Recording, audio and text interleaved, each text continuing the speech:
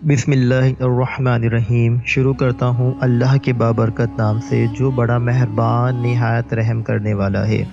رسول اللہ صلی اللہ علیہ وآلہ وسلم کے گرد ایسی عظیم المرتبت شخصیات صحابہ کرام موجود تھے جنہوں نے اپنے آپ کو حق تعالیٰ کی اطاعت کے لیے تیار کر رکھا تھا۔ تو جیسے ہی ان کے پاس اللہ تبارک و تعالیٰ کا کوئی حکم آتا وہ خوش ہو کر اس پر لبیک کہتے اور اس کی انجام دہی میں کوئی دقیقہ فروگاشت نہ رکھتے۔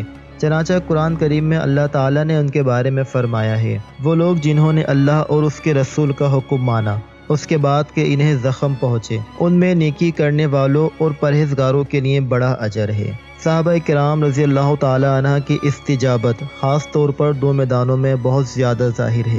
ایک تو اللہ کا قرب حاصل کرنے کے لیے اپنی تمام تر جمع پونجی مال و دولت خرچ کرنے کا میدان، اور دوسرا اللہ کی راہ میں جہاد کرتے ہوئے اللہ کی رضا کے خاطر نعمت شہادت کے حصول کی تمہ میں اپنی جانوں کا نذرانہ پیش کرنے کا میدان۔ انہی عظیم شخصیات میں ایک صحابی وفی باذل تقی مجاہد ذکی حضرت ثابت بن الد خدا رضی اللہ تعالی عنہ ہیں، جنہوں نے دونوں میدانوں میں اس طرح نمایاں کامیابی حاصل کی کہ کھجور کے 600 درخت پر مشتمل اپنا سب سے قیمتی باغ راہ خدا میں صرف کیا، اور غزوہ احد میں آقائے دو عالم صلی اللہ علیہ وآلہ وسلم کے قدموں پر اپنی جان نچھاور کرتے ہوئے جام شہادت نوش کیا۔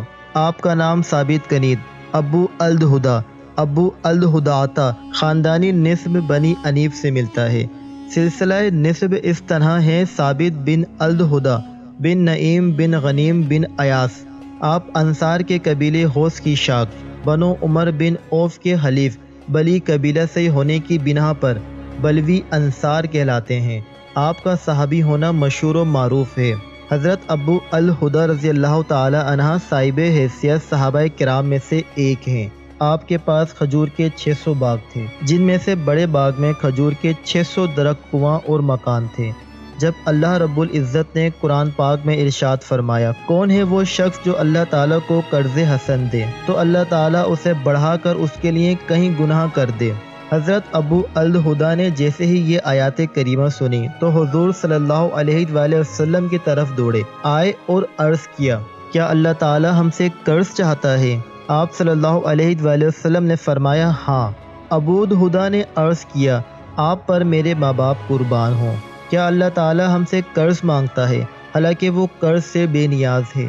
ارشاد فرمایا، ہاں، وہ تمہیں اس کے بدلے جنت میں داخل فرمانا چاہتا ہے۔ اس پر ابو الہدا کہنے لگے کہ میں اللہ تعالیٰ کو ایسا قرض دینا چاہتا ہوں جو میرے لیے، میری بیوی کے لیے اور میرے بچوں کے لیے جنت کا ضامن ہو۔ آپ صلی اللہ علیہ وآلہ وسلم نے فرمایا، ہاں، کیوں نہیں؟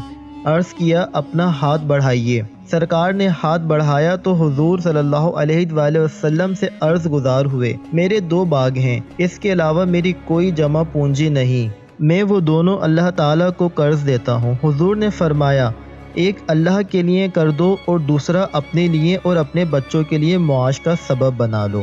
تو حضرت ابو الہدا کہنے لگے، تو اے اللہ کے رسول، میں آپ کو گواہ بناتا ہوں کہ میں نے ان دونوں میں سے بہتر اور بڑا باغ جس سے کھجور کے 600 درخت ہیں اللہ تعالیٰ کے لیے کر دیا۔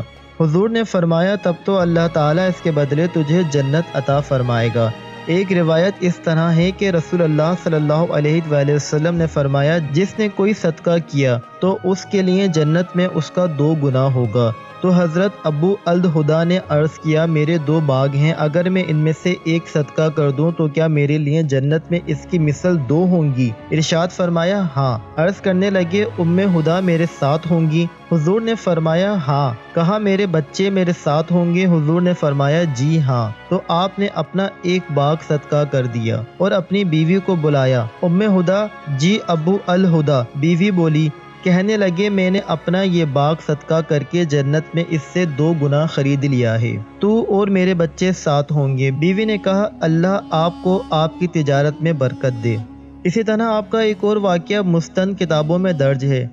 کہا، ایک صحابی آئے، یا رسول اللہ، میرے پڑوسی ہے، اس کی کھجور ٹیڑھی ہو کر میرے گھر میں چند اس کی شاخیں ہیں، اس پر جب پھل لگتا ہے تو ٹوٹ کر گرتا ہے، تو میرے بچے اٹھا لیتے ہیں۔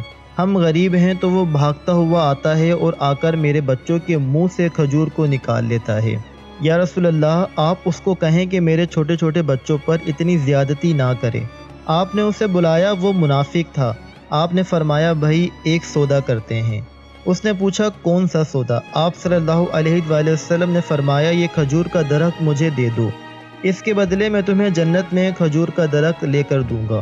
وہ کہنے لگا یا رسول اللہ یہ اصل میں میرے بچوں کو بہت پسند ہے، اگر کوئی اور کھجور ہوتی تو میں دے دیتا، تو یہ میری معذرت ہے یا رسول اللہ، اور چلا گیا۔ ایک صحابی بیٹھے تھے ابو دہدا، وہ کہنے لگے یا رسول اللہ اگر میں وہ کھجور کا درخت لے دوں تو مجھے جنت میں کھجور کا درخت لے دیں گے آپ نے فرمایا ہاں تو مجھے لے دے، اس کے بدلے میں تمہیں جنت میں کھجور کا درخت لے دوں گا۔ وہ صحابہ اٹھ کر اس منافق کے پیچھے چلے گئے اور بلایا اے بھائی بات سنو، کھجور کا درخت کتنے کا بیچو گے؟ اس نے کہا میں نے اللہ کے نبی کو نہیں دیا تو تمہیں کیسے دے دوں؟ انہوں نے کہا اچھا بھائی منہ سے بول کتنے پیسے لوگے؟ تو اس نے جان چھڑانے کے لیے کہا کہ اپنا سارا باغ مجھے دے دے اور یہ ایک کھجور کا درخت لے لے، اور باغ میں 600 کھجور کے درخت اور یہ کھجور کا درخت کسی اور کو دینا ہے۔ وہ کہنے لگے پکے ہو، سودے سے پھرو گے تو نہیں؟ کہا میں پاگل ہوں کہ میں مکر جاؤں گا، مجھے 600 کھجور کے درخت مل رہے ہیں۔ انہوں نے کہا مجھے منظور ہے، کھجور کا درخت میرا اور سارا باغ تیرا۔ ابو دہدا گئے اور باغ کے باہر کھڑے ہو گئے، اندر بھی داخل نہ ہوئے، اور جیب میں جو پیسے تھے وہ بھی زمین کے اندر ڈال دیے کہ یہ باغ کی کمائی سے ہے، اور باغ کا جنت کے بدلے سودا کر دیا ہے اللہ کے نبی سے، اور اپنی بیوی کو آواز دی باہر آؤ، یہ باغ اب ہمارا نہیں ہے، اس باغ کا اللہ کے نبی کے ساتھ سودا کر آیا ہوں۔ بیوی نے جب اللہ کے نبی کا نام سنا تو وہ بھی بچوں کو لے کر باغ سے باہر آ گئی اور کہا تم نے بہت خوبصورت سودا کیا۔ حضرت ابو دہدا اللہ کے نبی کے پاس گئے، یا رسول اللہ میں نے سودا کر لیا ہے۔ فرمایا ابو دہدا کیسے کیا سودا؟ کہا یا رسول اللہ سارا باغ دے دیا اور وہ کھجور کا درخت لے لیا۔ اللہ کے نبی نے فرمایا پھر میرا سودا بھی بدل گیا، اور فرمایا میرے ساتھی میں اپنی آنکھوں کے سامنے دیکھ رہا ہوں، اللہ نے تیرے لیے جنت میں ایک محل نہیں سینکڑوں محل بنا دیے ہیں، اور ایک باغ نہیں ہزاروں باغ تیرے لیے تیار کر دیے ہیں۔ اور جب ابو دہدا فوت ہو گئے تو اللہ کے نبی نے فرمایا میں اپنی آنکھوں سے دیکھ رہا ہوں 1,00,000 جنت کے کھجور کے درخت ابو دہدا کے جنازے کے اوپر جھکے ہوئے ہیں۔